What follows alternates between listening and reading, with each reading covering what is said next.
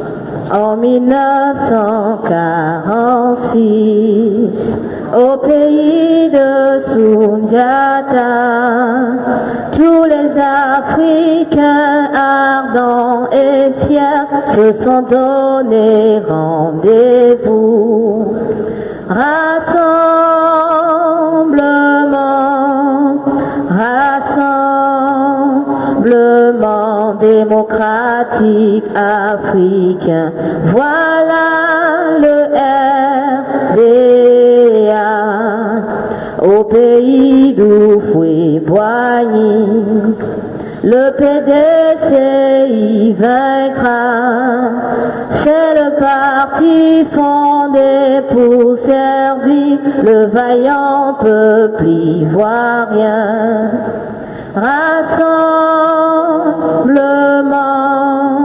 Rassemblement démocratique africain, voilà le RDA. Le PDCI toujours, le PDCI toujours, le PDCI toujours vivra et vaincra. Oui, le PDCI vivra et continuera. Merci beaucoup. Monsieur le vice-président, cher encadreur, Georges Zélalé, vous ne savez pas, il encadre en silence et ça donne de bons résultats. Merci d'être là. Monsieur le président du groupe parlementaire PDCIR, cher frère, madame, mais bien de choses à mon frère au plateau. Cher jeune frère Adi Isaac, chers collègues députés, mesdames et messieurs, l'actualité est dense. Pour trier et puis en faire des sujets majeurs, ça a été difficile. Mais nous allons nous consacrer sur les résolutions du bureau politique. Et à mes côtés, il y a des grandes personnalités, si c'est nécessaire, nous soufflerons, nous participerons à éclairer. Et je vais donc commencer en vous adressant les salutations du président du PDCI RDA, Cheikh Tidiane Thiam. Mesdames et messieurs les membres des instances du parti ici présents, chers militants et militantes, chers amis de la presse nationale et internationale, je voudrais vous remercier de la présence renouvelée pour notre rencontre de ce jour. Nous allons aborder les points suivants, ce n'est pas limitatif.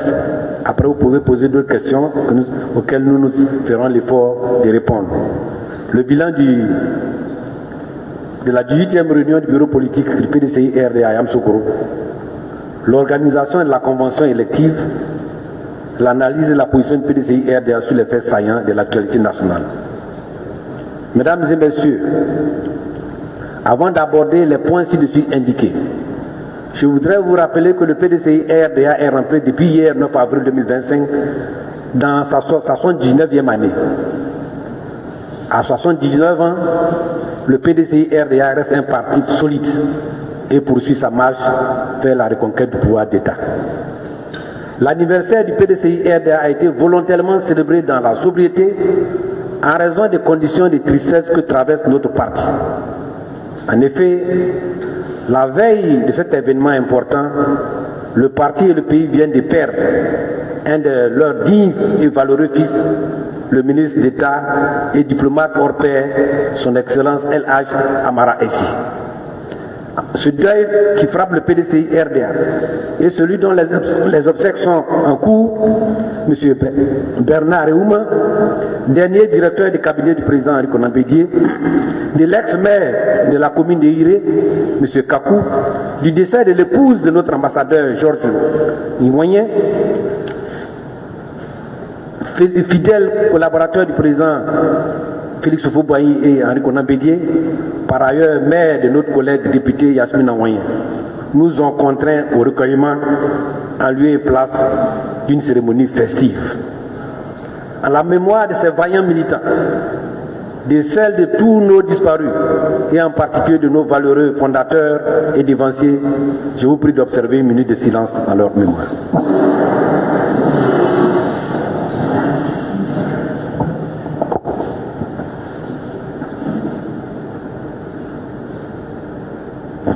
Je vous remercie. Mesdames et messieurs, le bureau politique du PDCI-RDA, sur convocation du président Tidjane Thiam, a tenu sa 18e réunion à la Fondation Félix Houphouët-Boigny pour la recherche de la paix à Yamoussoukro le jeudi 5 avril 2025 de 11h47 à 18h. Le communiqué final issu de cette réunion a été largement diffusé. On retient toutefois les points suivants. La convocation de la convention élective éclatée dans 45 localités au niveau national et 5 au niveau de la diaspora. L'organisation de la cérémonie d'investiture du candidat élu à la Convention nationale à la place Jean-Paul II de Yamoussoukro. La date de la convention élective est fixée au 16 avril 2025. La cérémonie d'investiture sera fixée ultérieurement. La date de la cérémonie d'investiture. Il est exigé aux candidats pour porter le flambeau du PDCI-RDA à la convention élective une contribution chacun à hauteur de 30 millions de francs CFA. La liste des participants à la convention est sur le référentiel de 2023. Le mandat est donné au président du parti pour la bonne organisation et le bon déroulement de la convention. Un chronogramme du processus électoral a été adopté. Un comité électoral est placé est mis en place et placé sur la présidence du vice-président Georges Philippe Ezalé, ici présent. En ce qui concerne, donc voyez-vous, c'est les grandes décisions. Mais vous pouvez revenir sur certains faits. Nous sommes prêts pour cela. Parce que tout a été largement diffusé. Nous avons fait passer dans la presse tout ce qui a été dit là-bas. En ce qui concerne l'actualité nationale, elle est marquée par la phase des contentieux de la révision de la liste électorale version 2024. Sur ce dossier, nos juristes et ceux des autres partis de l'opposition, notamment le PPACI, le FPI, le MGC, ont déposé des requêtes relatives à de nombreuses anomalies et irrégularités sur la liste provisoire. En plus de l'absence sur cette liste des personnalités de premier rang de notre pays, l'absence sur la liste des personnalités de premier rang de notre pays ne permet donc pas un bon usage pour des élections transparentes, inclusives, gage de paix dans notre pays. Le PDCI-RDA interpelle à nouveau la CEI et le gouvernement pour qu'ils fassent droit au droit en procédant à une nouvelle révision de la liste électorale et à l'audit de cette liste. Un dialogue entre acteurs politiques est indispensable pour aboutir à ces accords qui permettront des élections sans heurts dans notre pays. Il n'y a pas d'autre voie. Le deuxième point de l'actualité nationale concerne la grève des enseignants, qui est un autre fait qui paralyse l'école au niveau du primaire et du secondaire. Sur ce dossier, le PDCI-RDA s'est déjà prononcé dès le début des revendications des enseignants au cours d'une de mes interventions en 2024, ici même, dans cette même salle. Par ailleurs, le président du parti, le président Tidjane Thiam, a exprimé son attachement à l'intérêt tout particulier qu'il accordera aux enseignants dès sa prise de fonction en qualité de président de la République. Au cours de la rencontre qu'il a eue avec un groupe d'enseignants le 8 février 2025 à Yamoussoukro. Il l'a réaffirmé hier encore au cours d'une intervention télévisée. En effet, les enseignants revendiquent une prime pour leur permettre d'améliorer leurs conditions de vie. Cette revendication, au lieu de faire l'objet d'une attention du gouvernement et donner l'occasion à des concertations, a eu pour réponse des menaces de toutes parts, violant ainsi les droits fondamentaux des enseignants. Nous assistons à des emprisonnements, des menaces et des violations de leur intégrité physique. Des messages vocaux circulent actuellement sur la toile qui indiquent clairement que certains leaders syndicaux risquent leur liberté, voire leur vie, par la simple raison qu'ils revendiquent une amélioration de leurs conditions de vie. Le PDCI-RDA réitère son appel au dialogue pour sauver notre école. La qualité de notre école n'a jamais été aussi médiocre que sous le régime du RDR. Il ne faut plus en rajouter. Le PDCI-RDA exige la libération du leader syndical incarcéré et de l'arrêt des menaces à l'endroit des enseignants. Nous pouvons y revenir. Mesdames et messieurs, l'actualité aussi, c'est les attaques contre notre parti et son président, qui sont devenus le seul programme de gouvernement du RDR. Les sorties répétitives de M. Amadou Koulibaly sur le président Thiam sont révélatrices d'un complot d'État orchestré contre le président Tidiane Thiam et le PDCI RDA. En effet, quand le porte-parole d'un gouvernement insulte sans retenue une personnalité de valeur mondialement reconnue, cela traduit le niveau de bassesse auquel notre gouvernement situe notre pays. Si ce n'est son droit disant le titre de porte-parole d'un gouvernement d'échec, de corruption, qui a insulté le rattrapage ethnique en mode de gouvernement, sur quel piédestal M. Mamadou Koulibaly peut-il se mettre pour se comparer au brillantissime Tidiane Thiam? M. Amadou Koulibaly n'a, comme une liane, eu pour tuteur pour avoir une visibilité que par la grâce des accords de Marcoussis en 2003. Qui parle des accords de Marcoussis se référera donc à la rébellion de 2002 à 2010 en Côte d'Ivoire. En réalité, le RDA se surprend à avoir échoué face à ses promesses de faire de la Côte d'Ivoire un pays émergent en 2020. En lieu et place, c'est une Côte d'Ivoire qui coule sous le poids d'une dette abyssale et jamais connue. Le RDA a été incapable de juguler la pauvreté dans notre pays. La cherté de la vie étrangle les Ivoiriens. Notre pays, sous le régime du RDA, se classe parmi les 3 pays en Afrique avec le taux de suicide le plus élevé. La Côte d'Ivoire connaît au niveau d'éducation, elle est parmi les plus médiocres du continent. Le système de santé se résume à quelques beaux bâtiments peints en bleu-blanc, sans un plateau technique adéquat. Comme conséquence, nous avons un recul drastique du classement des l'IDH de notre pays en nous situant parmi les 30 derniers du monde. Face à cet échec cuisant, dans tous les secteurs clés, le RDA veut museler toute l'opposition ivoirienne et éliminer tous les candidats potentiels capables de répondre par leur offre politique aux aspirations du peuple qui veut un changement. Mesdames et messieurs, en réalité, ce n'est pas écrit, mais je vous le dis, le RDA n'a jamais gagné une élection présidentielle en Côte d'Ivoire. En 2010, on se rappelle que le PDCI RDA n'est pas allé au deuxième tour avec le président Gbagbo parce qu'on nous a spolié de 600 000 voix. Nous étions cela, le RDA sera éliminé au premier tour. Malgré ça, nous avons respecté nos engagements et nous les avons soutenus. Même les ayant soutenus déjà, certains acteurs au niveau international ne reconnaissent même pas que le RDA ait gagné les élections. En 2015, nous leur avons offert, par l'appel de Daoukourou, une présidence cadeau. En 2020, c'est par effraction qu'ils ont pu être là, de manière illégitime, illégale, violant ainsi notre constitution. Et en 2025, ils veulent faire bis repetita, nous dirons non.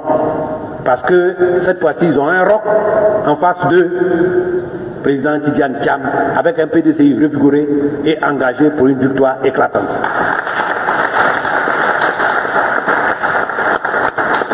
Mesdames et messieurs, notre parti et son président, dont la certitude d'être le candidat qui sera choisi à notre prochaine convention ne souffre aucun doute, ne se laissera pas faire. Il est temps que le changement arrive. Nous appelons donc tous les Ivoiriens à rejoindre le train du nouveau PDCI RDA piloté par le président Thiam pour retrouver la vie, le travail, l'équité, la prospérité et le bonheur. Vive le PDCI RDA, le seul parti fondé par Félix Houphouët-Boigny. Vive 2025 pour le retour du PDCI RDA au pouvoir d'État. Et je vous remercie.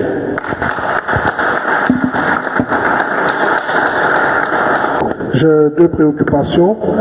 La première préoccupation concerne le PDCI RDA. Vous avez parlé d'un PDCI revigoré qui est prêt à accéder au pouvoir d'État en octobre. Malheureusement, nous constatons depuis quelques jours des départs, notamment M. Jean-Yves Esso, et on cite aussi le deuxième adjoint maire de la commune de Port-Boué, M. Akanodjo. Quelle appréciation faites-vous de ces départs? Ma seconde préoccupation préoccupation, vous n'en avez pas évoqué, c'est concernant le prix du cacao. Pour la campagne intermédiaire, nous avons un prix de 2200 francs qui a été fixé. Quelle est la lecture que le PDCI fait de ce prix? Merci.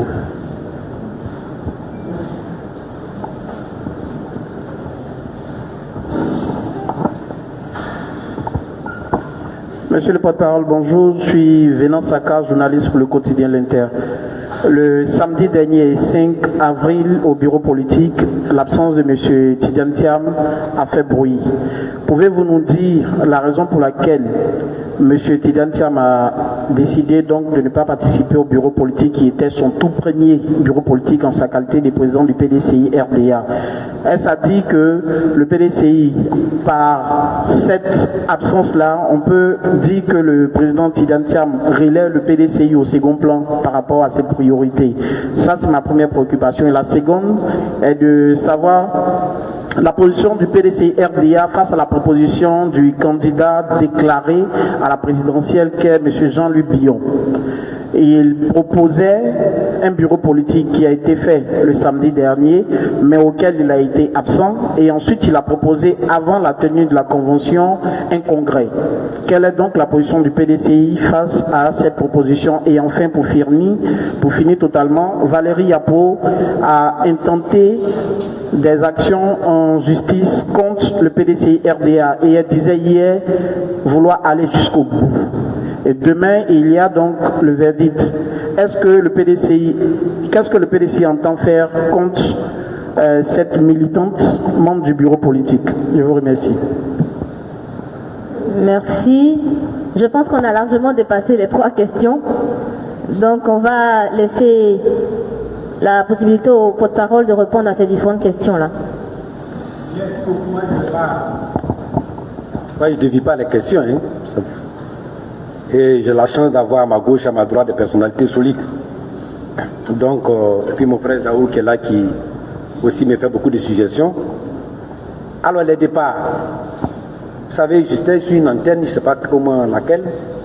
Je disais que nous avons appris, de par notre naissance et par notre formation, l'agronomie. Et voilà un qui est là. Le renouvellement de l'inflorescence et des feuilles n'est pas synonyme de mort de l'arbre. C'est au contraire synonyme de la vitalité de l'arbre.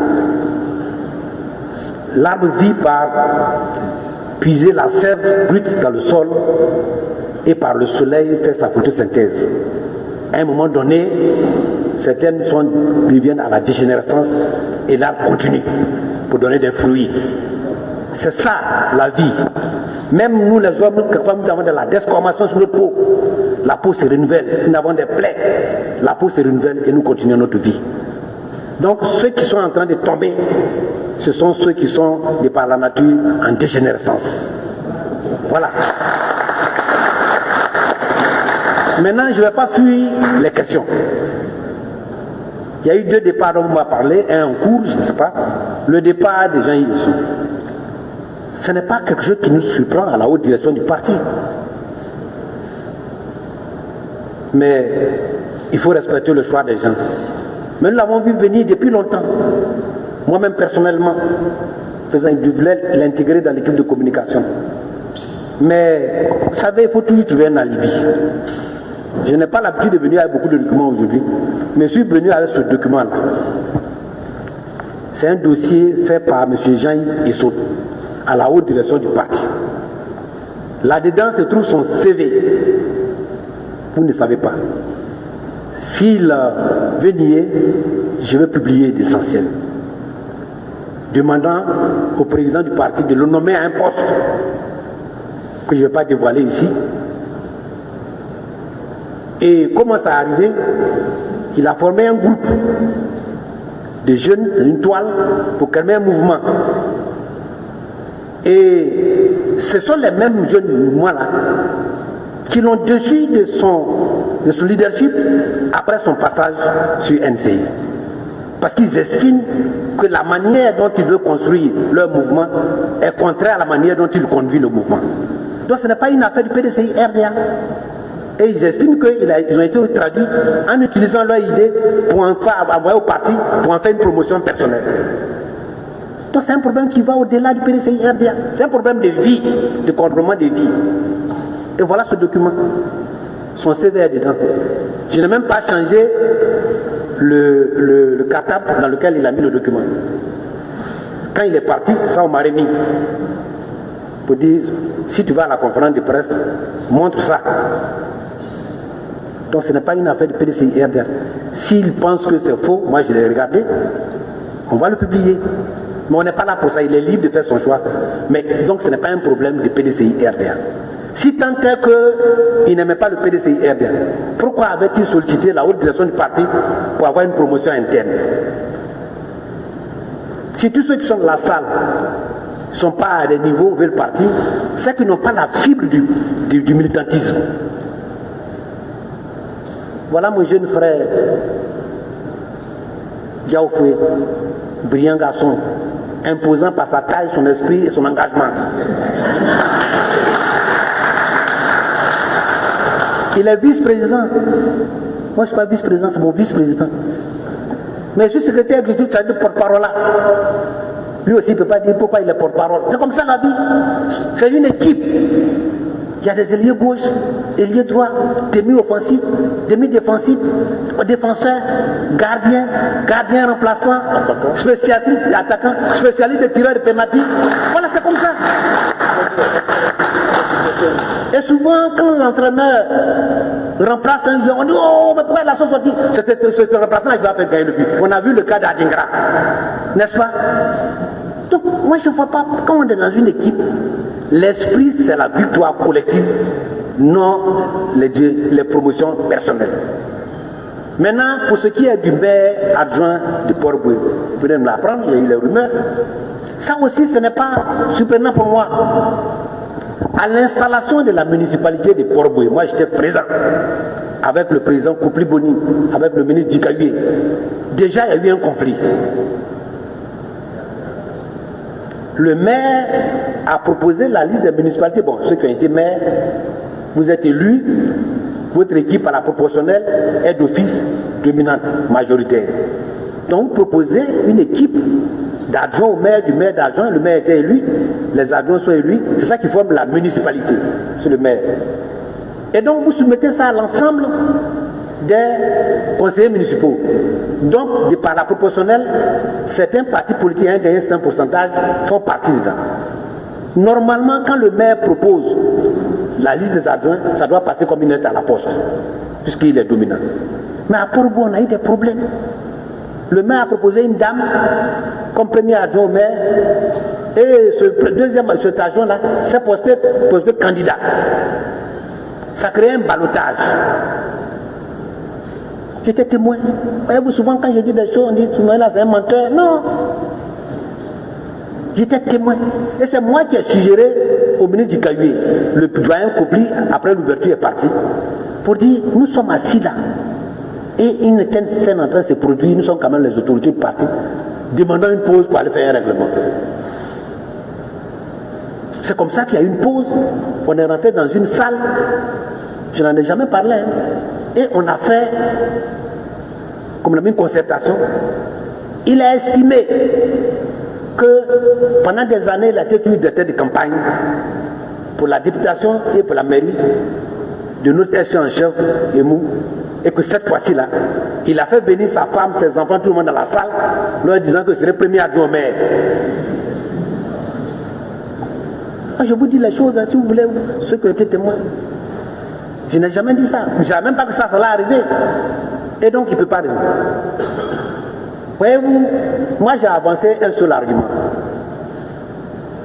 Et le ministre Djikayoué a utilisé de son savoir pour régler. Mais l'argument que j'avais utilisé, il dit, mais, cher ami, tu as en face une femme qu'on propose. On veut qu'on fasse la promotion des femmes au PDCI-RDA.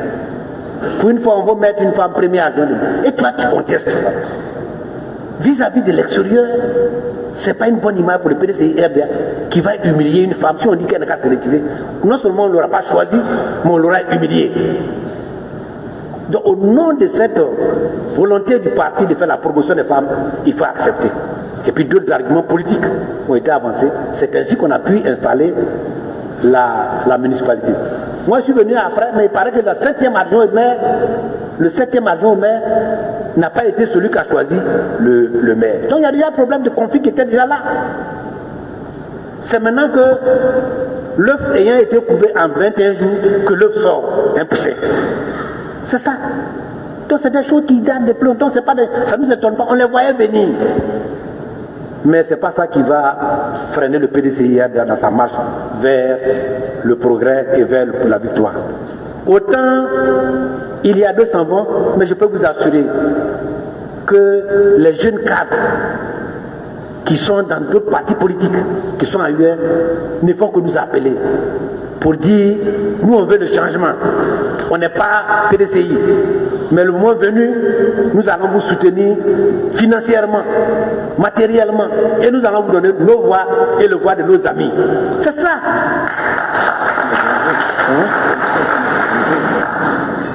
Les enjeux aujourd'hui, c'est quoi? C'est ce que j'ai expliqué. Voyez-vous, je appelle ça la desquamation. Quand quelque chose s'enlève, peut s'enlève, il y a ce qu'on appelle en anglais des scavengers. Je ne sais pas le terme en français, c'est les vautours que constitue de RDR. Va prendre ça et puis en faire des trophées. Si vous avez un bilan aussi inattaquable, et si vous avez des cadres, mais pourquoi venir prendre nos cadres pour en faire des leaders là-bas? C'est parce que vous n'en avez pas. En réalité, pour d'autres que pour certains, on n'est pas capable de se préparer pour attaquer Ezalé, attaquer Brodumi, attaquer Brigaoufé, Esaïe, dans les débats et dans les éléments que nous allons apporter. Donc, ils pensent que ceux-là ont des arguments ici, ont des informations qu'ils veulent prendre pour monnayer, mais c'est peine perdue. Nous allons les affronter. Depuis un moment donné, vous voyez, les porte-parole là, c'est insulte seulement.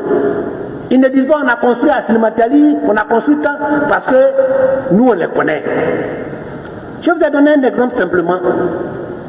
Qu'un monsieur qui a eu une hématose faciale à Teini,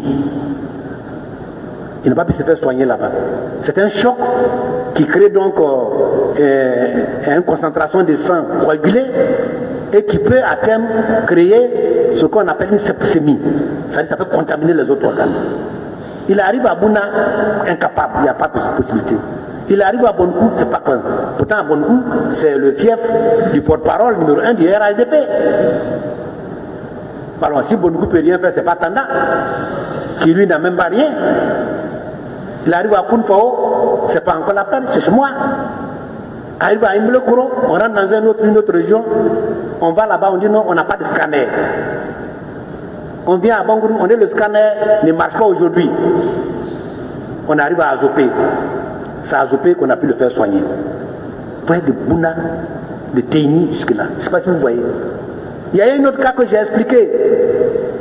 C'était un imam qui vient de Kokrako dans la sous-préfecture de Kwaskatekoro, qui a piqué une crise à 2h du matin.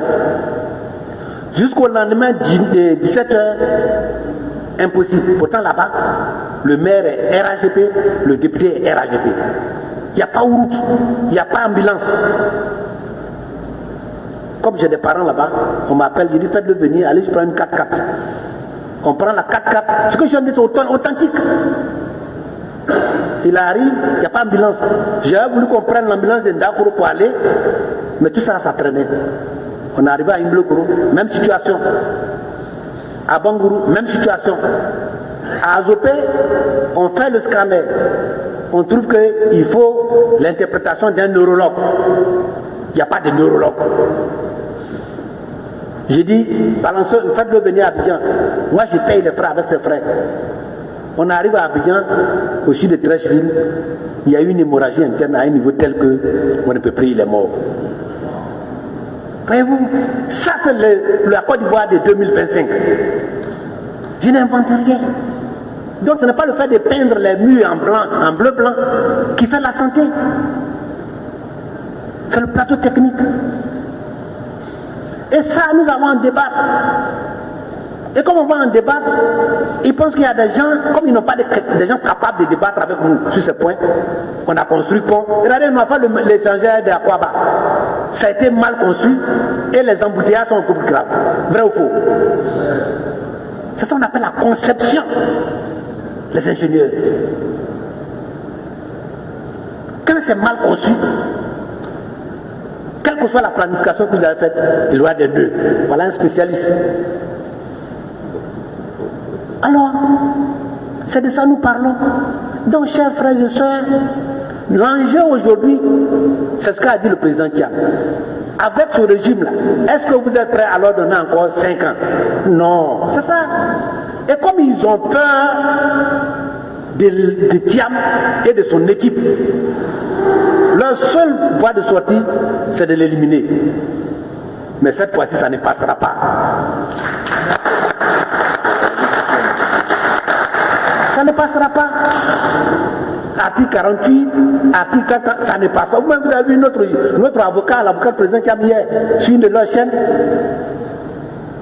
Ils sont partis gonfler avec des tests. Le petit les a sortis morceau par morceau. Et puis c'est fini.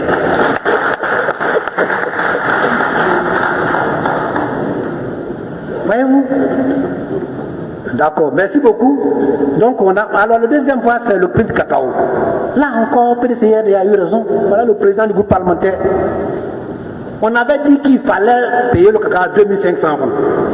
Qu'est-ce que M. Adjmani a dit? Il dit nous sommes des vendeurs d'illusions.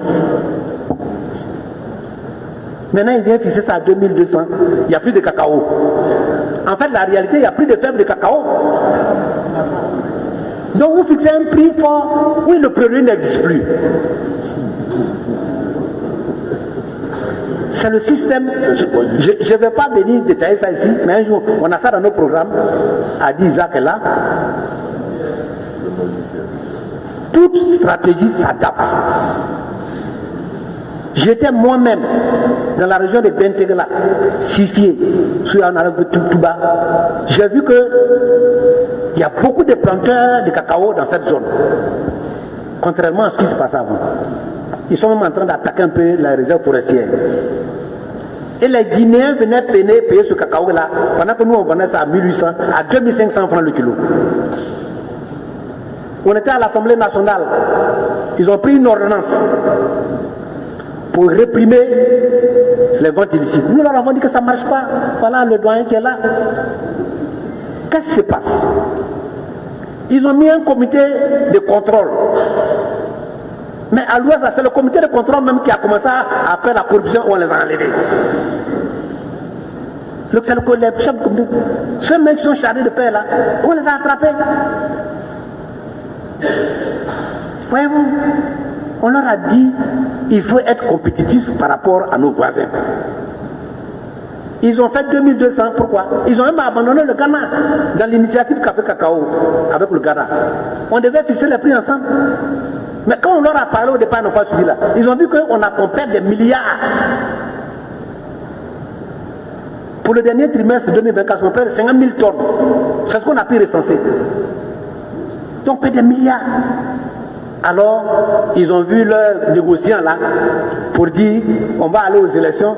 Si on ne fait rien, PDCI va nous battre. Il faut qu'on fixe le prix même si on n'a rien. Voilà la raison. Mais aujourd'hui, le prix au marché mondial, c'est 7 000 francs CFA. Ils ont dit 60% minimum. Calculez. On a déjà de 3 000. C'est une promesse non tenue du RDR. Le RDR ne tient jamais ses promesses. Et c'est une question de crédibilité. On va transférer la capitale à Yamoussoukro. Est-ce qu'on l'a fait, oui ou non? On va faire du pays un pays émergent en 2020. On l'a fait, oui ou non? On va juger, on va juger sans tenir compte de l'ethnie, quoi. On a fait le rattrapage. Ils ont en plus de ça deux doubles chiffres. La pauvreté était de 39%. Ce qu'est venu nous dire le ministre des Finances lors du débat sur le budget. Le vice-président allait à New York pour dire que c'est 35,6%. Sur le plateau de télévision, le ministère du Plan c'est 37,5%. Eux seuls ils ont donné 3 chiffres pour le même gouvernement. Voyez-vous? À l'Assemblée, le ministre chargé de l'hydraulique vient, il dit non, 94% des villages sont couverts par l'eau potable.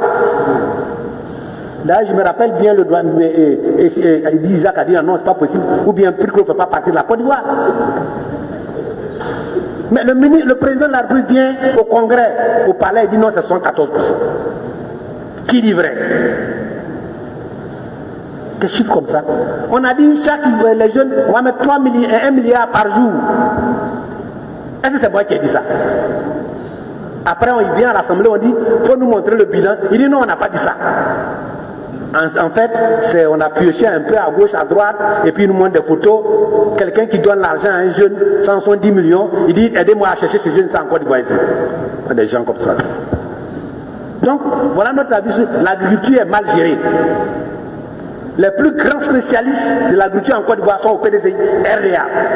Je défie tout le monde. PDCI RDA, c'est un parti structuré. C'est un parti où on fait confiance, on travaille en équipe. Ce n'est pas la première fois. Le président Bédia a convoqué des bureaux politiques et le secrétaire en chef a fait. Autant du président Bédia ou du président Fologo l'a fait. D'ailleurs, où il a été question de l'application de l'article 11, c'était Fologo. Donc le PDCRDA n'est pas des gens qui sont nés hier, qui pensent que le monde a commencé hier. L'histoire de la Terre commence au Cambrien, selon l'échelle géologique. Donc c'est pas aujourd'hui. Donc c'est légal, c'est bien vu, c'est pas la première fois. Mais le président, en fait, de quoi il s'agit? C'est le parti qui a mis le président Thiam en mission. Il est là. Au moment venu, le parti s'est réuni à un haut niveau. Un niveau tellement élevé que moi-même je n'avais pas accès. Monsieur le vice-président.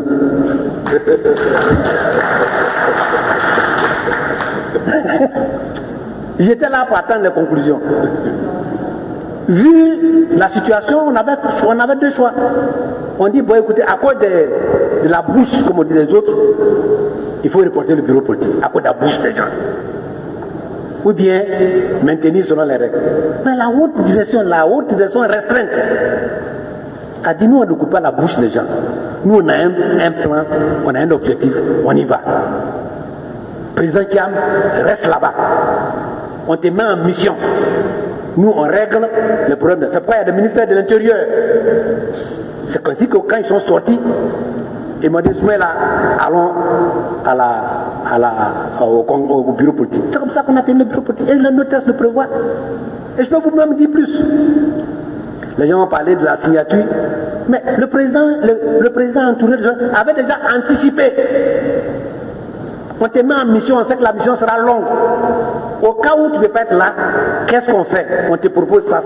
Donc le président est en France, dans le monde, pour travailler pour le PDCI-RDA. Je vous ai fait parler du ministre Essi Amara, qui est un parent proche. Un jour, il m'a dit, pour l'expérience que j'ai de la diplomatie géopolitique internationale, un pays comme la Côte d'Ivoire qui compte en Afrique, pour arriver à la tête de ce pays, il y a un important pourcentage de l'influence internationale. Sinon, on ne peut pas passer. Extrêmement important. On a vu certains même qui ils ont utilisé l'influence internationale pour imposer des choses ici. Mais nous, ce n'est pas ça. Donc la diplomatie géopolitique internationale est importante. Quelle est notre position par rapport à tout ce qui se passe dans le monde? Et ça, le président Tidjane Thiam, on ne lui apprend rien à ce niveau-là. Les gens ont besoin de lui. Tu vas prendre la Côte d'Ivoire à partir d'octobre. Il y a certains même qui le disent, hein. Tu seras président. Mais quelle est ta position sur telle chose pour permettre à l'Afrique d'aller à la paix, à la prospérité? C'est ça de ça qu'on parle maintenant. Maintenant, la position sur M. Jean-Louis Billon. Je vous ai toujours dit dans un message, M. Jean-Louis Billon, jusqu'à présent, c'est un militant du PDCI-RDA. Il est membre du bureau politique. Et je ne l'ai pas vu contredire la légalité ou la légitimité de la convocation du bureau politique. Les gens m'ont envoyé une vidéo où il disait qu'il allait être présent. Bon, pourquoi il n'est pas allé? Mais en politique, quand vous êtes dans un parti structuré, C'est à l'intérieur qu'on pose vos problèmes.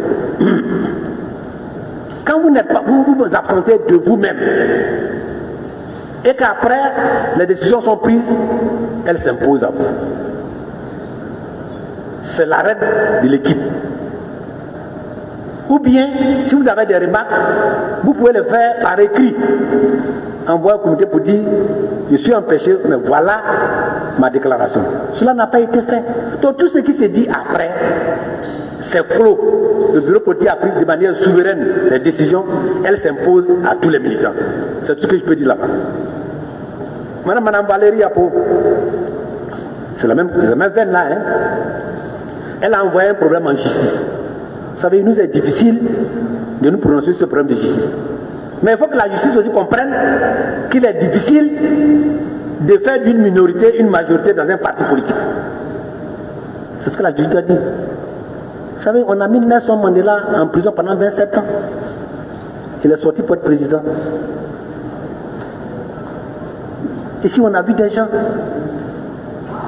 qui avaient dit quelle personne ne sera jamais à la tête du pays. On a vu des gens qui sont venus à la tête du pays. On a vu au Sénégal des gens bâillonner le président actuel et son policier. Aujourd'hui, ils sont là-bas. Et je l'ai dit que le président Houphouët-Boigny nous a dit que la politique, c'est comme un combat. Dans la vie, quand vous allez à un combat, l'attaque de l'adversaire est collective. Chacun tire sur l'adversaire. Mais quand les balles adverses arrivent, la protection du corps est individuelle. Donc je dis aux gens, on est en train de tirer, mais ne quand demain chacun de nous rendra compte individuellement, y compris ceux qui sont en train de nous juger. Il ne faut pas après qu'on fasse référence au Satan. Voilà, c'est ce que je peux leur dire. Normalement, nous devons aller à la paix, laisser les politiciens faire le travail, laisser les Ivoiriens choisir, que tous ceux qui sont candidats ivoiriens. Hier, vous avez vu notre avocat sur une chaîne de télévision montrer que le président Thiam n'a aucun problème judiciaire, que sa candidature ne souffre d'aucune contestation du point de vue juridique. Aucun article ne le fait. Donc c'est ce que je peux dire là-dessus. Que faire? Nous laissons la justice, mais nous allons nous positionner en tant que parti politique, user de tous les moyens démocratiques pour nous opposer à la forfaiture, à l'injustice et à une justice aux ordres. On ne va pas l'accepter. Voilà ce que je peux dire pour les premières questions. Merci beaucoup pour les enseignants, comment on va gérer. D'abord, vous voyez, je l'ai dit, c'est un corps difficile, un corps de sacerdoce. Si vous saviez, vous aviez une image de ce qu'était mon village pendant que j'étais jeune à l'école primaire, vous allez porter les enseignants sur vos têtes. Et c'est eux qui ont fait de moi ce que je suis. Et de tous ceux qui sont là. Mon village, Ndakoro, était considéré comme un village déshérité. On ne voyait une voiture qu'une fois tous les 2 jours. Quelquefois même une semaine quand la voiture est en panne. Le jour où j'allais à l'entrée en 6e, en tant que c'est un enseignant que le directeur a décidé pour nous accompagner. Nous avons mis toute la journée parce qu'il n'avait plus au mois de juin, mai-juin. Et on est arrivé quelque part, la voiture ne pouvait pas passer, on nous a descendu. Chacun avait son petit sac sur la tête. L'eau était à mon cou ici. Ce sont les enseignants qui nous tiraient un à un pour traverser l'eau. Afin que nous puissions être là-bas. On passait l'entrée en 6e le 25 mai, je crois les dernières semaines de mai, et puis le CEP au mois de juin. C'était 2. Un monsieur comme ça, qui a fait des hauts cadres. Ils avaient combien? 45 000 francs, 80 000 francs par mois. C'est pourquoi en 1974-75, le président Houphouët-Boigny a précisé ce qu'on appelle le décrochage des enseignants. Pour permettre aux cadres d'aller là-bas, du primaire jusqu'au supérieur. Et ça a attiré beaucoup de gens là-bas. Malgré cela, aujourd'hui, quand on parle de cherté de la vie, ça touche aussi aux enseignants. Quand on parle de transport, ça touche les enseignants. Les enseignants ont besoin de scolariser leurs enfants aussi. Un enseignant n'a pas la gratuité de tous de ses enfants particulièrement. C'est pourquoi quand il revendique quelque chose, la moindre des choses, je l'ai dit ici, on devait aller au dialogue. J'ai dit il fallait aller au dialogue. Mon intervention est passée sur la toile. Mais qu'est-ce qu'on a répondu aux enseignants? En fait, de quoi il s'agit? On leur a dit, on va vous donner, on veut une prime. On fait une réunion, on met un comité supérieur. Après, on dit, bon, comme on n'a pas les arguments, on va mettre un comité des experts.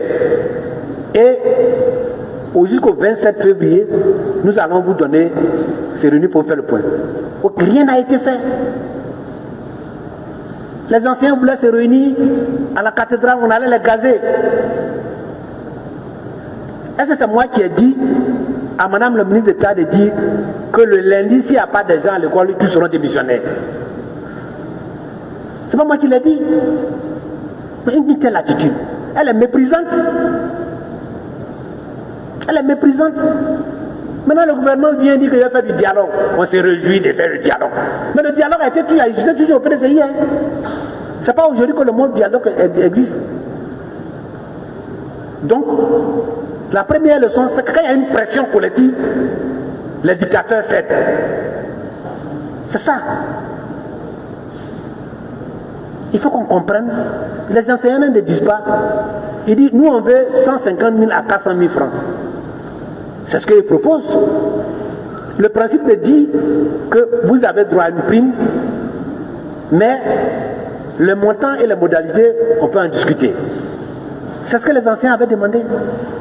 On n'a dit pas question. Aujourd'hui, on revient à la même chose, dans des conditions plus difficiles. Vous avez vu ce qu'un de leurs leaders là, qui sont allés voir la ministre, ils vont aller manger, les gendarmes viennent les enlever. Ça, c'est la Gestapo.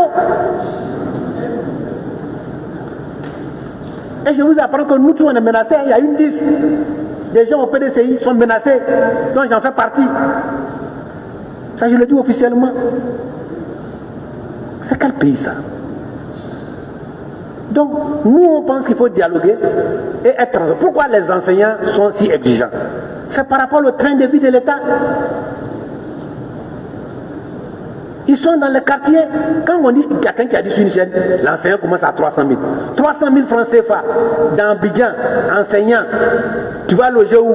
Tu vas loger à Anyama pour venir enseigner à Koumassi ou au plateau.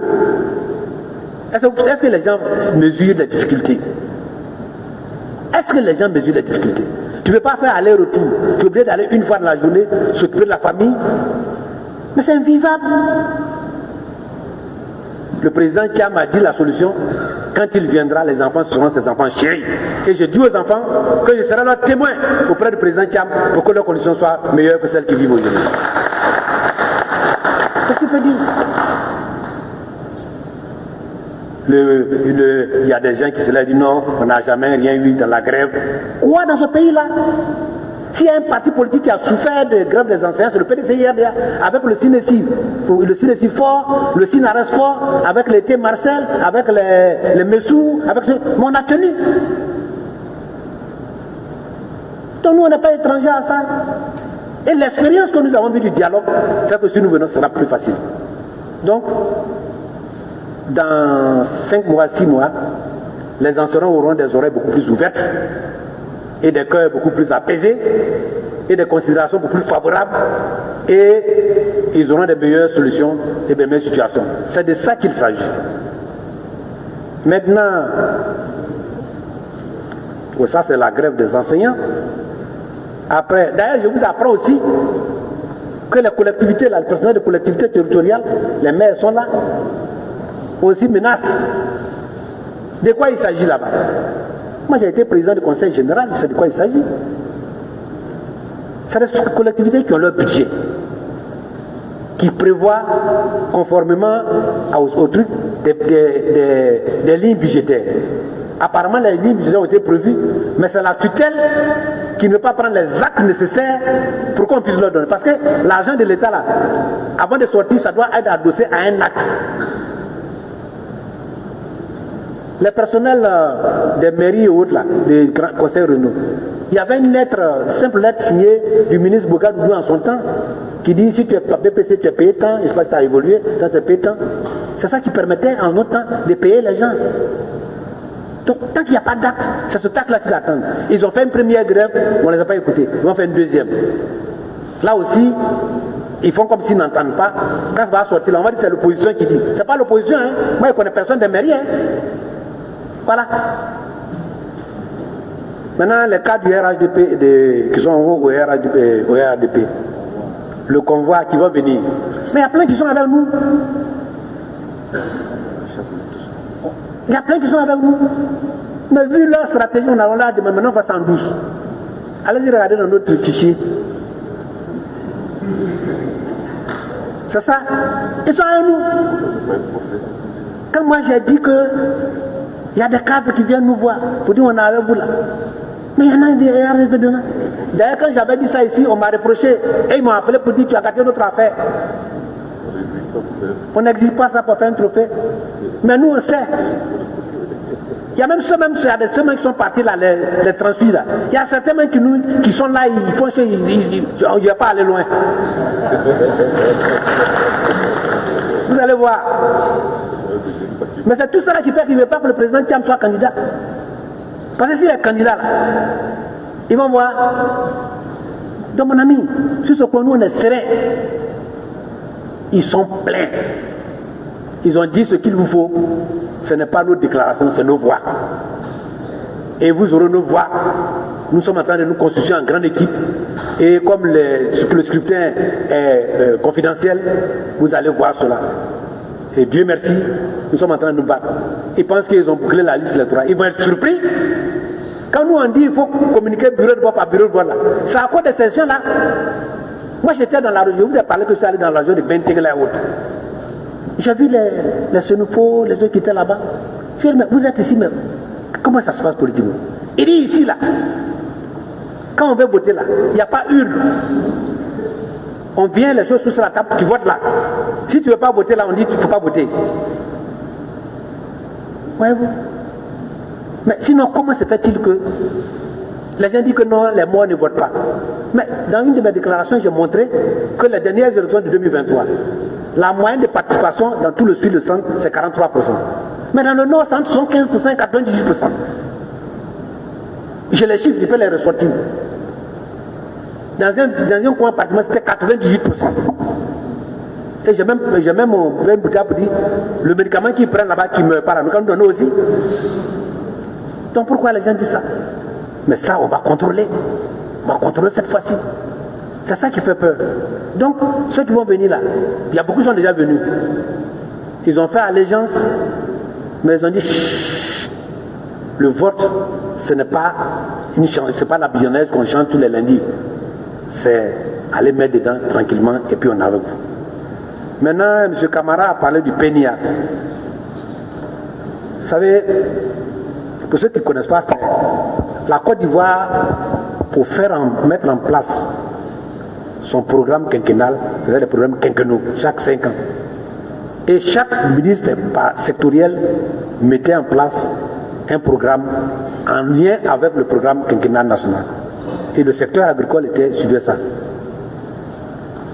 Quand au temps du président, comment on appelle, le ministre Sangafo était arrivé, il y avait un programme régional après Maputo et choses pour dire que les États africains devraient apporter 10% de leur budget au secteur agricole.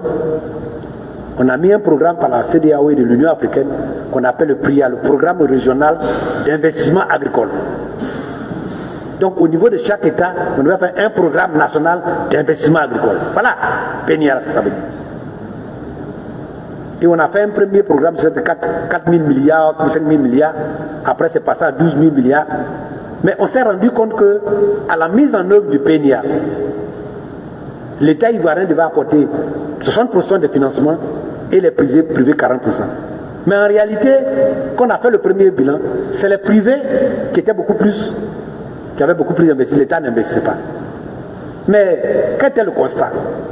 Excusez-moi d'aller dans les détails. Quand vous pouvez prendre l'agriculture, je suis obligé d'aller dans les détails. Si vous voulez que quelqu'un vienne produire du riz chez vous, à Badika, ou quelque chose bien à Dakoro, ou bien à Bonaouin, le gars, il arrive, il a un bas-fond qui n'est pas aménagé. Ce n'est pas le privé qui va venir aménager, la terre ne lui appartient pas. Il veut mettre une petite décortiqueuse, il n'y a pas d'électricité. Ce n'est pas lui qui va aller tirer l'électricité pour venir pour mettre la décortiqueuse. Il veut avoir accès là-bas, il n'y a pas de route. Ce n'est pas lui qui allait faire la route. Donc, on a dit avec le ministre Sangafoua qu'il faut repenser le PNIA pour que les investissements de base soient réalisés par l'État. Comme ça, le privé vient, il l'utilise. Là, au moins, ça parle. Sinon, on ne peut pas faire un PNIA. C'est ainsi que l'idée, donc, de mettre ensemble certaines zones qui ont les mêmes problématiques pédoclimatiques, soit et qui est venu les agropoles. Vous allez entendre parler des agropoles dans des zones. D'ailleurs, le découpage, moi, je ne suis pas trop d'accord. Donc, on a fait un premier agropole à Yamsoukro, en pilote, financé par la BAD, c'était à 83 milliards de francs CFA. Et le deuxième agropole, ça devait être MAN. Mais après, on m'a dit que c'est parti ailleurs, c'est pas grave. Voilà. Donc, c'était MAN parce que MAN déjà avait une stratégie par le projet BAD-Ouest, qui avait déjà financé par le PDCI en son temps, qui avait déjà fait un certain nombre de choses. Donc, chaque grande zone, de par sa spécificité agroclimatique, devait avoir des plantes dynamiques, comme on appelle les plantes majeures. Par exemple, le nord, ce sera le coton, l'anacate et la mangue. Dans l'ouest, ce sera le riz, le bafon, etc. Dans le sud, ici, ce sera les plantes pérennes. Donc, voilà l'idée de PNIA. Mais cette idée de réflexion, aujourd'hui, tous ceux qui ont conçu cette idée-là, je n'en vois pas au ministère de l'Agriculture, y compris le ministre lui-même. Donc, ça patauge. Ça patauge. Un seul exemple.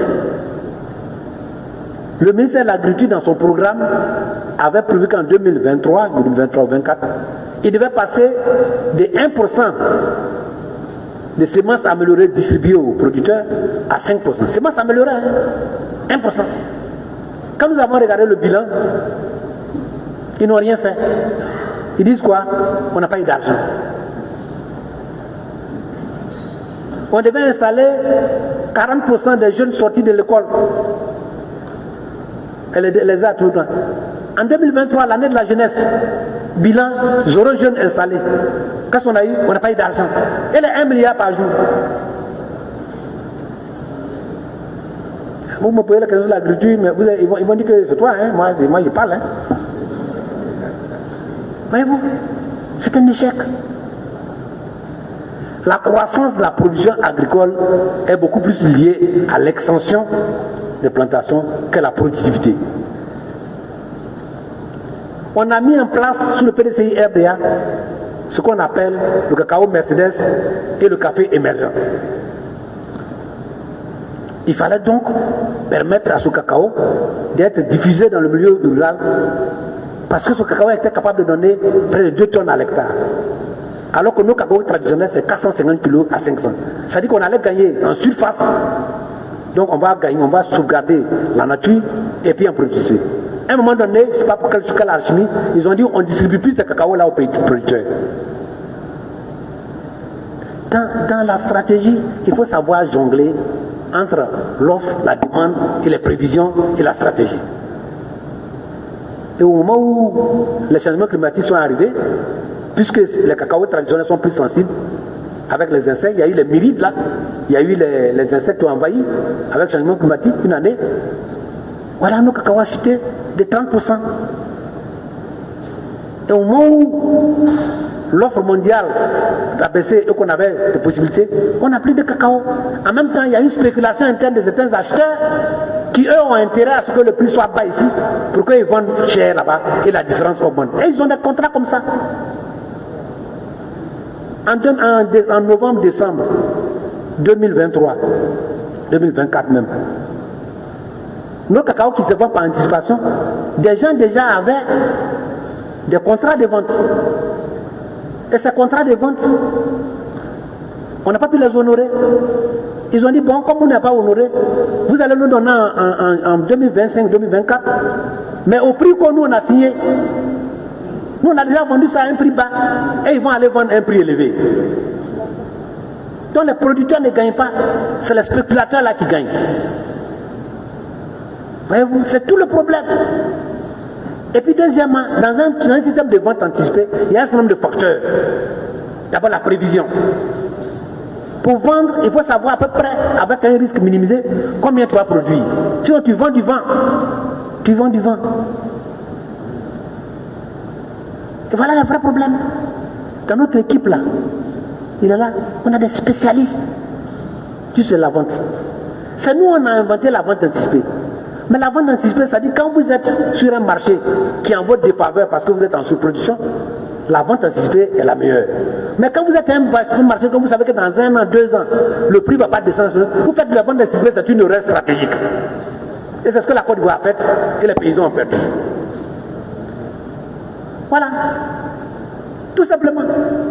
Ce qui me fait mal, c'est qu'on a des frères là-bas qui sont des bons stratèges, mais on dirait que politiquement ils sont attachés, ils ne peuvent rien dire. Et la Côte d'Ivoire a perdu de l'argent. Les paysans ont perdu de l'argent. Les spéculateurs ont gagné l'argent. Voilà. Donc, aux dernières séries, bon, moi je pense que je vous ai répondu. Hein. Le PNIA, on va bien très bientôt, on va le réorienter et faire en sorte que ça soit.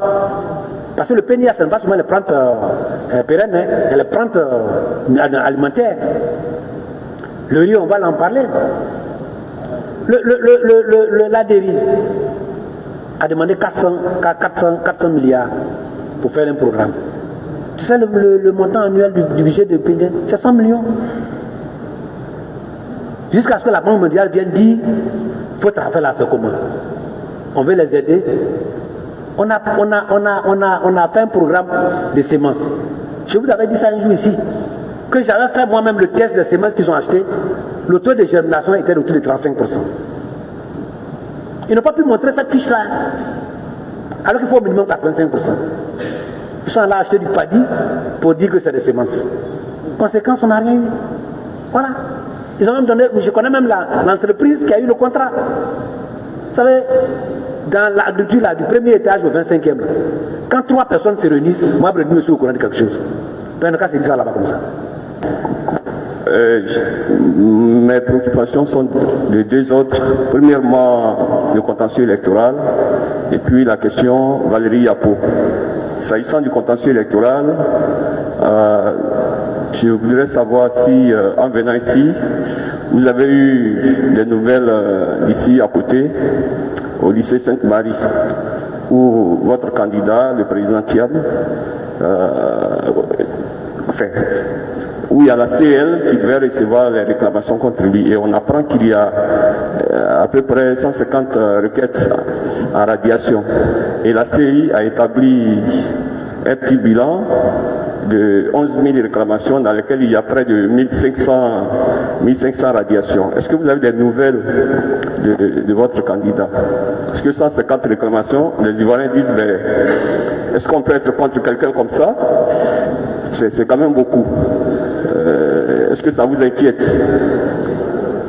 Et puis, il y a la question, Valérie Yapo, est-ce que finalement, le PDCI va rentrer dans ce piège du gourdin judiciaire?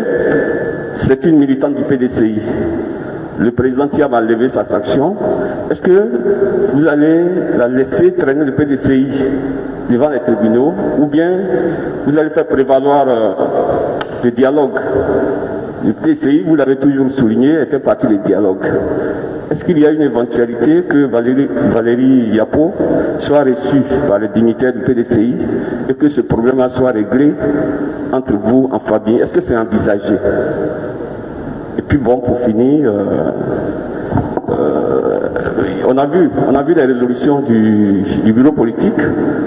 On a vu que vous étiez vraiment en confiance et que vous avez donné tout pouvoir au président Thiam pour organiser la convention, tout et tout.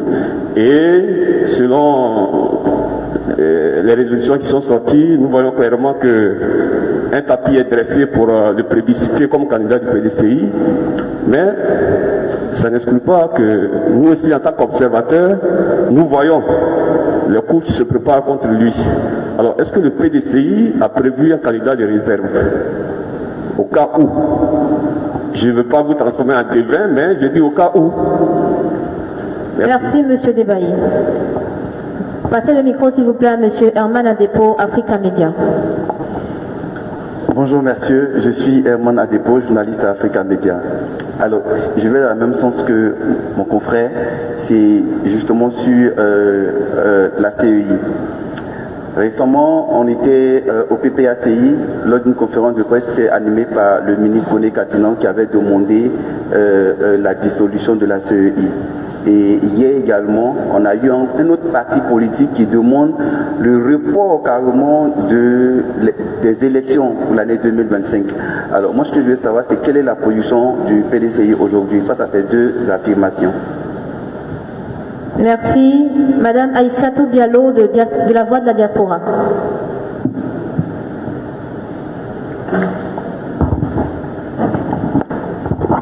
Bonjour à tous, bonjour monsieur le porte-parole, Aïssatou Diallo pour la radio La Voix de la Diaspora.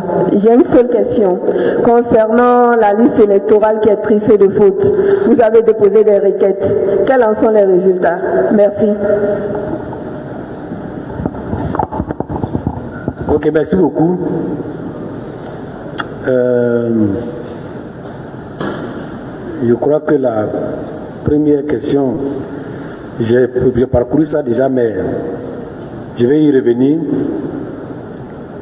Et ça recoupe avec la deuxième question sur le contentieux électoral, où le président du parti, de notre parti, fait l'objet de près de 150 requêtes demandant le sortir de la liste électorale. Pour votre information, nous avons appris aussi que d'autres candidats aussi ont été l'objet de requêtes pour sortir de la liste. Donc, c'est vrai que vous êtes ici, mais aussi on pose la même question. En fait, toutes ces requêtes convergent vers le fait que le président Tidjane Thiam n'est pas ivoirien. C'est ça la requête. Que ce soit Yapo Valérie ou quoi. Mais juridiquement, il ne s'est pas prouvé. Si vous avez écouté nos avocats, même en parlant de l'article 48, il n'y a que le procureur dans le but seulement qui peut statuer sur le fait de déchoir la nationalité d'un Ivoirien. Jusqu'à présent, il n'y a aucun acte. Donc, de ce côté-là, à partir du moment où le droit, on fait droit au droit, on peut toujours, si un jour on vient, on dit, bon, moi, je suis musulman. Si quelqu'un vient se plaindre pour dire que Bredmi n'a qu'à quitter la salle parce qu'il est chrétien, mais moi, je n'ai pas de problème. Ouais, je n'ai pas de problème. Puisqu'il dit que je suis chrétien, c'est pourquoi il casse. Moi, je ne suis pas chrétien. Alors, je montre que je ne suis pas chrétien. Moi, je ne connais pas la Bible, qu'on appelle la catéchisme, je n'ai pas fait ça. Donc, c'est ça. Si on dit mon frère Ezalé n'a qu'à quitter la salle puisqu'il est musulman. Mais comme il n'est pas musulman, on vient là, mais il n'a pas de problème. On dit Thiam n'est pas ivoirien. Mais comme il est ivoirien, donc nous on n'a pas de problème. Donc pour nous c'est pas un problème. À partir de ce moment-là, il n'y a même pas plan A, plan B. C'est ça. Et voilà. Ça, les gens disent non, que la Cour constitutionnelle, les juristes viennent de dire que ce n'est pas la Cour constitutionnelle qui doit statuer sur sa nationalité. Donc la Cour constitutionnelle ne peut pas défaire cela. On dit que c'est le procureur de la République. Donc si la Cour constitutionnelle le fait, c'est un abus de pouvoir. Donc mon frère, tu vois, moi je m'en vais en Coupe du Monde. J'ai mon numéro 9 que tout le monde entier veut. Et puis on vient me dire non. Mais si ton numéro 9 là, il est blessé là, tu fais quoi? Je dis mais il ne sera pas blessé.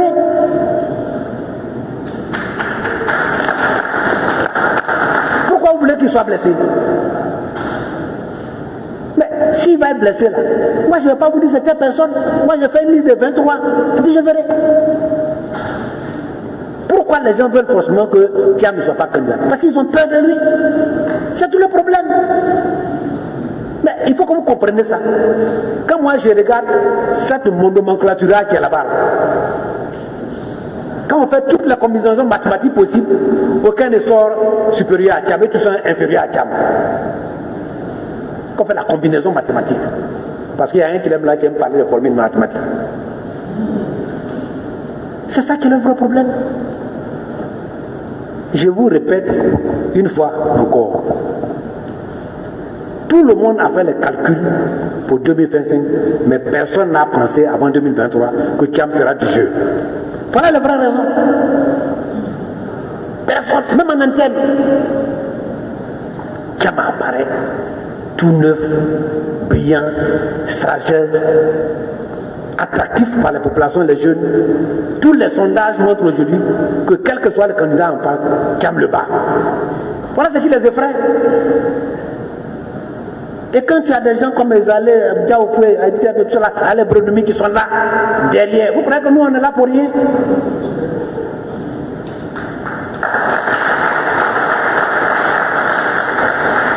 C'est ça. L'énergie avec laquelle moi je parle, je m'engage. Vous croyez que c'est un jeu à prendre ce risque-là pour rien comme ça? Non, mon ami, nous on ne blague pas. Hein? Ce que je demande à mes frères RDR, Dieu a fait que vous êtes à votre 15e année. Doucement, on va vous battre, on ne va rien vous faire. La vie c'est comme ça, une page est tournée, et puis on vient tranquillement. C'est mieux comme ça, hein? C'est mieux comme ça, le PDCI de la partie de tolérance. Pour revenir à nos questions, pour parler de dialogue, le dialogue, ça aboutit à quoi? Ça aboutit à une amnistie. Le président Thiam a anticipé ça. Pour dire nous sommes un parti de dialogue. Mais une des valeurs aussi du PDCI RDA, c'est la tolérance. On a toléré. Quand on est dans une famille où tu te sens heurté, tu viens ou parles, le chef dit non, bon, il n'y a pas raison, il n'y a pas tort, tout le monde, on a voulu pardonner tous. La première chose c'est d'acclamer, n'est-ce pas? Mais tu dis non, non, vous savez. Souvent j'aime prendre des images, parce que nous on a grandi au village. J'ai parlé avant-hier de poulet qui fuit beaucoup, il dit d'avoir les os de sa mère poule. Mais je vais vous donner une petite histoire que j'ai racontée. On dit PDCI là, c'est des mourants, ils ne peuvent rien faire. C'est l'histoire de la tortue et de la biche Maxwell. Dans un milieu où les chefs les a convoqués pour une danse, la biche Maxwell danse très bien, tout le monde applaudit. La tortue était là-bas. Au lieu de continuer à danser, commence à se moquer de la tortue. Toi, tu ne sais pas danser. Toi, tu ne fais rien. La tortue dit non, c'est pas mon genre. Elle dit non, tu ne sais pas danser. Face à l'humiliation, la tortue rentre dans l'arène. Elle commence à danser. Une danse particulière. Et les tam-tam frémissent. Ça tape fort, paf, le tam-tam est percé. La peau de tam-tam. On dit non, il faut une peau pour couvrir. C'est la peau de la biche Maxwell.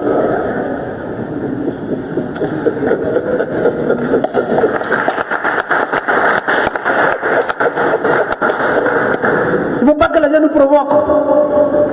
Sinon, c'est la peau de Maxwell qu'on va prendre pour couvrir le tam-tam.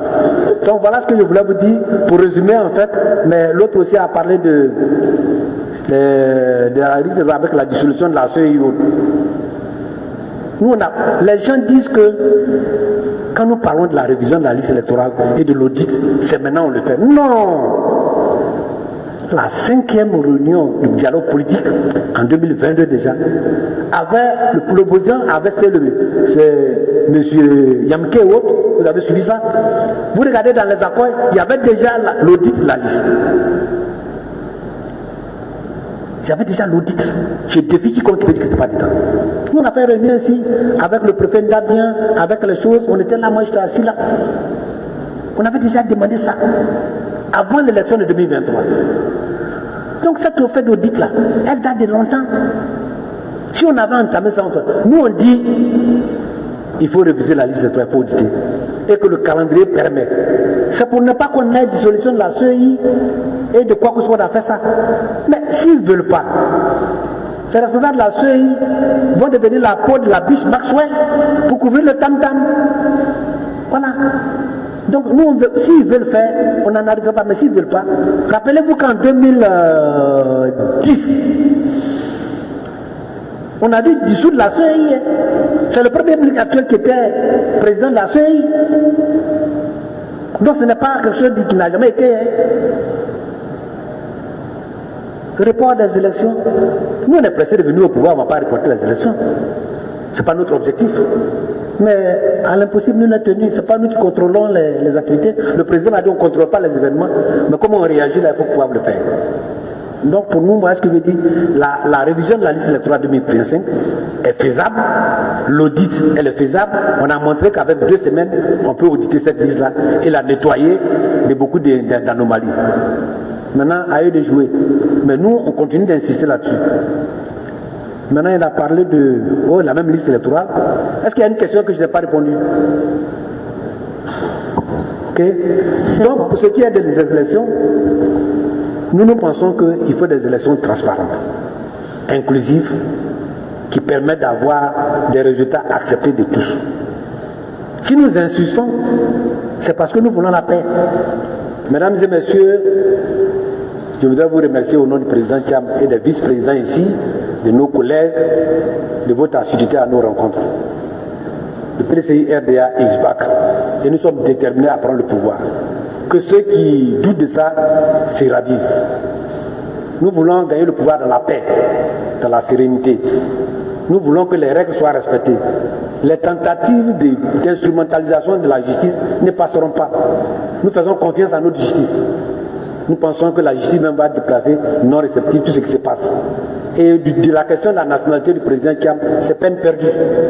Parce que les juristes même viennent de nous démontrer que rien ne prouve, rien, il n'y a aucun acte qui montre que le président Thiam n'est pas ivoirien. J'étais avant-hier, le jeudi, à Yamoussoukro avec le vice-président. Et nous sommes allés dans le caveau familial du président Félix Houphouët-Boigny. Le président Houphouët est couché là-bas avec la grand-mère du président Thiam, à Kamoin, avec sa maman Thiam, avec les mamies fêtées, avec tout le monde là-bas. Le président Houphouët-Boigny a prévu tout ça là, avant les événements d'aujourd'hui. Donc c'est des témoins vivants. Quels sont ceux qui sont capables de dire où est couchée leur grand-mère?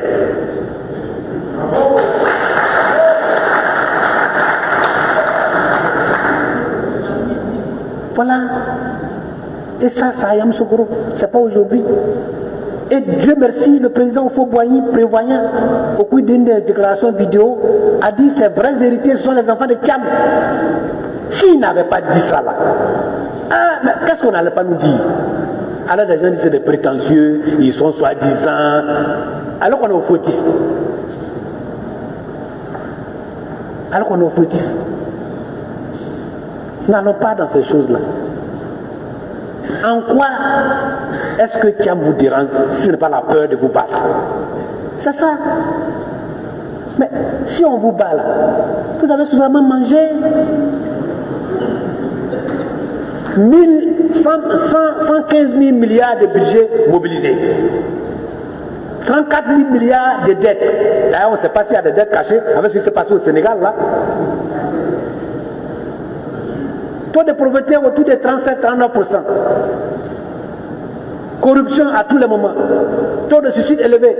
Dans cette semaine seulement, il y a eu 2 morts suicidés à Bien ici. On ne connaît pas dans les villages, pendus en brousse.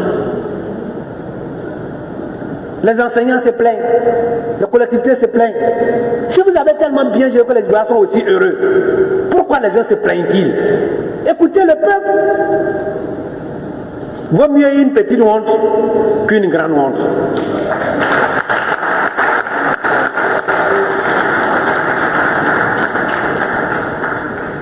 Nous avons un candidat imbattable. Oui, présentez-le. Nous, on a pour nous. Nous avons un bilan inattaquable. Nous, on est en train d'attaquer. Le président dit le taux de mortalité, comme l'espérance de vie 59 ans, vous vous plaignez. Vous vous rappelez ici quand j'avais dit que le porte-parole adjoint était parmi les derniers classés par la Cour des comptes, on m'a attaqué de partout. Non, non, même sur la FTV, on dit non. Après, ils se sont tués. Parce qu'on a vu les résultats. Voyez-vous? Il a dit IDH. J'étais sur un plateau de télévision, le DG du plan a dit non, qu'on va se plaindre, le pneu d'affaires erreur. On va écrire, où est cette écriture-là? Donc, c'est pourquoi le président Thiam dit, nous, on est sur le terrain, nous, on joue, les journalistes commentent et les spectateurs applaudissent. Nous, on joue. Et on va gagner des buts. On va gagner des buts. On va remporter cette coupe-là. On allait voir le président Houphouët-Boigny. Le ministre Bomba a prié. Houphouët nous a écoutés, il nous a entendus. Le président Bédié, son fils était là-bas, Luc Bédié. Il a parlé en son nom. Ils ont entendu, Bédié a entendu. Il y a Yassé Philippe, il y a Auguste Denis. Tout le monde cette année ils sont tous mobilisés pour que le pouvoir revienne au PDCI RDA. À vous donc de vous joindre à nous. Nous, on a nos anciens. Ils n'ont qu'à parler de leurs anciens. Même leur fondateur, Jenny Kobena, ils n'en parlent pas. Nous, on a nos anciens, voyez-vous. Voilà. Oufoué, Yassé, Mathieu Ekra, c'est l'histoire de ce pays-là. Ils n'ont qu'à montrer pour eux. Ils n'en ont pas. C'est des néophytes. On appelle ça des néophytes. Jeunes de Côte d'Ivoire. Nous là, on a vu un peu. C'est pour vous qu'on ne sait pas. Pour vous laisser un pays d'équité. Où le travail compte. Où la justice compte. Où tout le monde a la même chance. Comme moi en Dakoro, comme lui dans son village là-bas. Et que grâce à l'État, par contre pas d'équité, ça dit l'État tend la main à ceux qui sont les plus faibles pour leur donner les mêmes chances. Et non pas ceux qui ont les riches, qui envoient leurs enfants à l'extérieur et qui vont venir vous commander. 80% de nos industries, de nos entreprises sont des capitaux étrangers. 80%. Cela veut dire que l'argent qu'on produit là, ça s'en va à l'extérieur. C'est pourquoi la pauvreté persiste. Le projet de loi sur l'installation des zones industrielles est venu à l'Assemblée. On a demandé au ministre de l'Industrie, pardon, il faut laisser une partie aux Ivoiriens. Il dit non, ils ne peuvent pas payer, nous on va donner aux étrangers. On a voté contre ça, mais on est minoritaire. C'est-à-dire qu'on vient prendre notre terre, on donne à des multinationales qui viennent s'installer. C'est pourquoi le président qui va faire des Ivoiriens milliardaires en dollars. Ceux-là, on va les aider. Quand tu prends les grandes entreprises, Palmsi, Sucapsi, Sucrivoire, quoi, ce sont des structures de l'État que l'État a créées et à un moment donné a cédé à des nationaux, à des capitaux nationaux. C'est comme ça qu'on promeut la richesse, qu'on fait en sorte que... Et c'est pourquoi le président Houphouët-Boigny nous a dit, nous ne sommes pas un régime socialiste, mais nous faisons un social le plus hardi. La plus-value sert à aider les gens à avoir des maisons, à envoyer les enfants à l'école, à les soigner. C'est ça le PDCI RDA. Faites en sorte que ce PDCI arrive au pouvoir, jeunes gens, jeunes femmes, ivoiriens, pour que vous aussi, vous pouvez dire, nous aussi, on profite de la richesse du pays. Merci. Je veux le travail de 1000 générations, construire ma Côte d'Ivoire. Elle paraîtra devant les nations, dans tout l'éclat de sa gloire. Telle est son unique destinée, puisque braves et fiers, mes aïeux sont morts pour la défendre, et moi je vivrai pour l'aimer. Telle est son unique destinée, puisque braves et fiers, mes aïeux sont morts pour la défendre, et moi je vivrai pour l'aimer. Le PDCI toujours, le PDCI toujours, le PDCI toujours vivra et vaincra.